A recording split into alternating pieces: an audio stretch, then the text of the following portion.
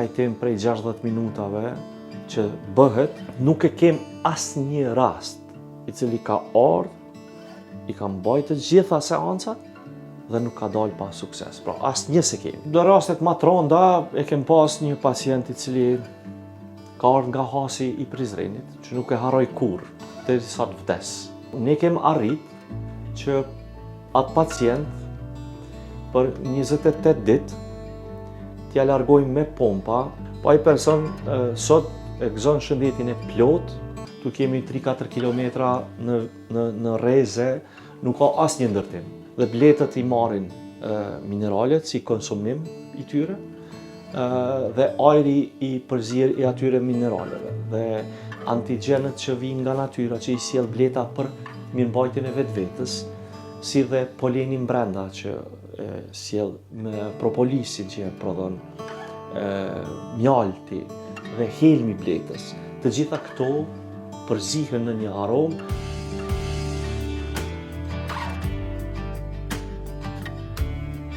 Ndërveprimi i bleteve me natyrën ka shumë përfitime. Njëra ndër to, sipas Elenit Slamnikut, është shërimi shumë sëmundjeve të organeve respiratore, fal inhalatorëve specifik për këtë punë. Ai për njësaj deri ka treguar se kush mund të gjejë shërim nga kjo terapi, si funksionon e shumë çka tjetër.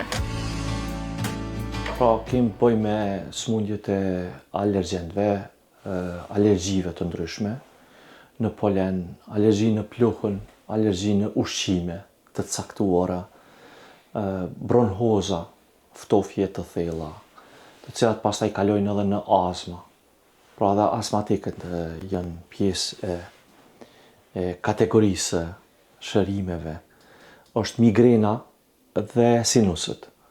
Janë këto sëmundje të cilat nuk trajtohen, por shërohen të ne. Këtë aktivitet unë them simbolik edhe me pagesa, sepse një trajtim prej 60 minutave që bëhet, një seancë kushton vetëm 10 euro. Si dhe për kategoritë e rasteve sociale, e ke marrë një hap që nga fillimi, nga dita e parë e aktivitetit ton, i kem lënë të lirë nga pagesa, pra nuk paguajnë fare.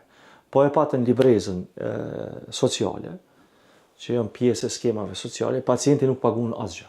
Nuk e kem asë një rast i cili ka ardhur, i ka mbajtë të gjitha seancat dhe nuk ka dalë pa sukses. Pra asë një se kemi.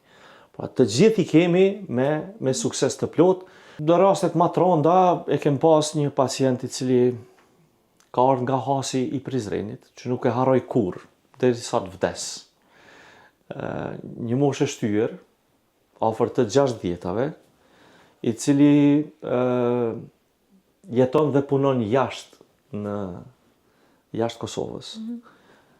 Kushtet super të mira financiare dhe nuk ka, ndoshta mund të them, sipas fjalëve të tij, nuk ka spital ku nuk është trajtuar ai, sepse kishte pas bronhoz që nga fëmiria e tij, ku sa ka jetuar në fshat këtu në Kosovë, dhe ajo bronhoz dhe ajo bronhitis ju ka përkeqësuar dhe ka shku deri në astma të shkallës më të lartë. Pra, ne kem arrit që atë pacient për 28 ditë t'ja largojmë me pompa, që janë me hidrokortizon dhe kortikosteroide, janë me efekte të rënda anësore për shëndetin e njeriut. Ati kem arrit mja hjek ato, mja larguat terapi, që e ka pas ditore, 3-4 dite shkrepjet, 2-3 pompa i ka pas me veti, plus tableta dhe sirup. Pra sot, ai person, mu vjen keq me përmend me emën, se përmendi me emën, po ai person sot e gëzon shëndetin e plot, pa asnjë medikament. Fëmijët nga mosha 6 muajshe e tutje. Pra foshnjët nga 6 muaj e tutje, edhe ne kem filluar që nga dita e parë me i trajtu, edhe kem pas sukses shumë të madh. Shumë të madh. Lokacionin e kem pak specifik, se jemi, ju e patë edhe vetë, erdhët në një natyrë të hapur dhe të gjelbruar. Tu kemi 3-4 kilometra në rreze, nuk ka asnjë ndërtim. Pra, vetëm kjo qendër është dhe 3-4 kilometra janë fusha, livadhe dhe ara dhe male. Kjo e bën që bleta tek ne të funksionon natyrshëm, të i sjell antigjenet nga natyra. Kur të fillon sezoni, fillon me 20 prill dhe mbaron diku me 1 tetor. Kur të fillon sezoni, ne i vendosim edhe një kat sipër koshereve, edhe një kat sipër.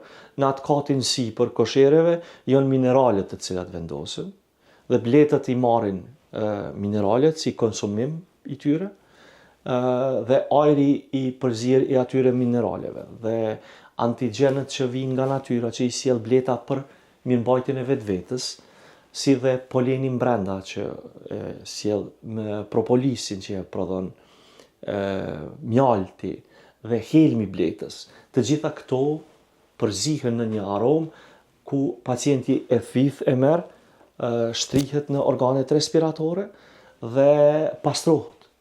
Pastrohet e adaptohet, qelizat trupore dhe organet trupore adaptohen për një jetë normale, për një jetë pa ndonjë alergjent apo pa ndonjë pengesë teshtive që shkaktojnë teshtima, rrjedhje të hundës, kollitje të neveritshme dhe të thatë, therrje në gjoks, kokdhëmbje nga migrena, sinusët, sjelljen edhe nervoze dhe kokdhëmbje. Pra, të gjitha këto shërohen